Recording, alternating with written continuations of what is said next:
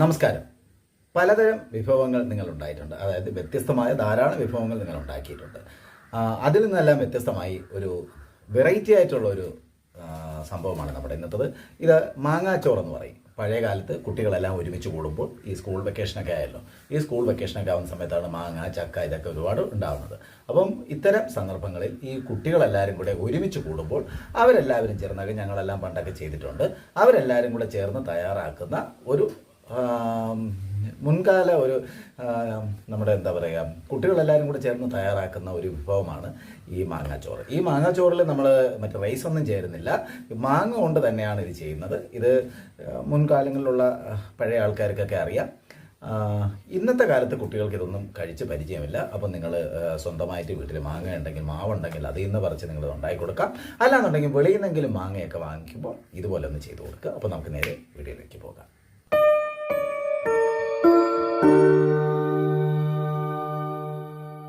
ആദ്യമായി കഴുകി വൃത്തിയാക്കിയ മാങ്ങയുടെ ഞെടുപ്പ് ഒന്ന് കട്ട് ചെയ്ത് വയ്ക്കാം.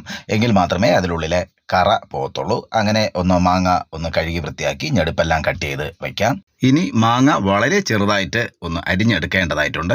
അതിന് നമ്മൾ ഈ കൂമ്പ്, വാഴക്കൂമ്പെല്ലാം കൊത്തുന്നത് പോലെ ഉണ്ടല്ലോ, തോരത്തിനെല്ലാം കൊത്തുന്നത് പോലെ, അതുപോലെ ഇതിൽ നിന്ന് ഇതേപോലെ ചെറുതായിട്ടൊന്ന് കൊത്തുക. അപ്പോൾ നമ്മുടെ കൈയൊന്നും പോകരുത്. കൈയൊന്നും പോവാതെ തരക്കേടില്ലാത്ത മൂർച്ചയുള്ളൊരു കത്തി കൊണ്ട് നമുക്കിതൊന്ന് ഇതേപോലെ നല്ല രീതിയിലൊന്ന് കൊത്തിയെടുക്കാം. കൊത്തിയെടുത്ത ശേഷം നമുക്കിതൊന്ന് അരിഞ്ഞെടുക്കാം. അതിനൊരു പാത്രത്തിലേക്ക് ഇതിനൊന്ന് അരിഞ്ഞ് എടുക്കാം.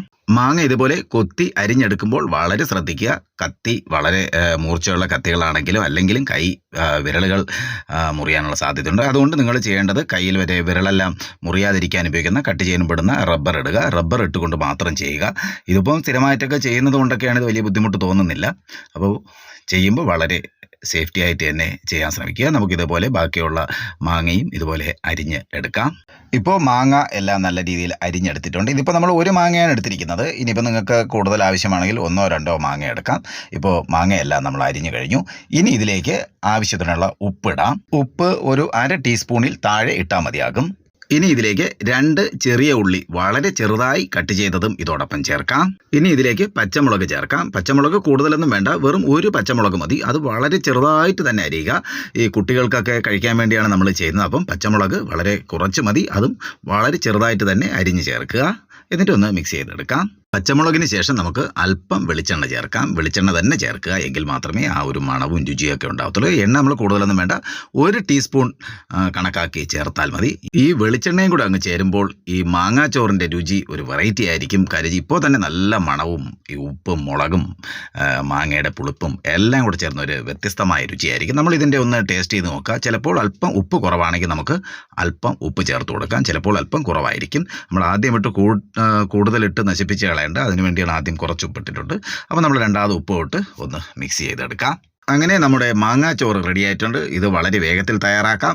ഇത് കുട്ടികൾക്ക് വളരെ ഇഷ്ടമാകും. അപ്പോൾ നിങ്ങളൊന്ന് ഒരിക്കലെങ്കിലും ഇതൊന്ന് ഉണ്ടാക്കി കൊടുത്തു നോക്കുക.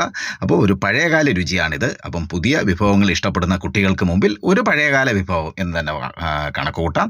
നമുക്കിത് ഭക്ഷണത്തോടൊപ്പം കഞ്ഞിയോടോ ചോറിനോടോ അല്ലാതെയോ വെറുതെ കഴിക്കുന്നതിനും ഈ മാങ്ങാച്ചോറ് വളരെ ബെറ്ററാണ്. അപ്പോൾ ഈ രുചി നിങ്ങൾക്ക് ഇഷ്ടമായി എന്ന് വിശ്വസിക്കുന്നു. ഇഷ്ടമായാൽ നിങ്ങളുടെ അഭിപ്രായം അറിയിക്കുക. ഒപ്പം തന്നെ നിങ്ങളുടെ സുഹൃത്തുക്കൾക്കും ഫാമിലി മെമ്പേഴ്സിനും ഈ വീഡിയോ ഷെയർ ചെയ്യുമെന്ന് പ്രതീക്ഷിക്കുന്നു. മറ്റൊരു രുചിയുമായി നമുക്ക് നാളെ കാണാം. Thanks for watching.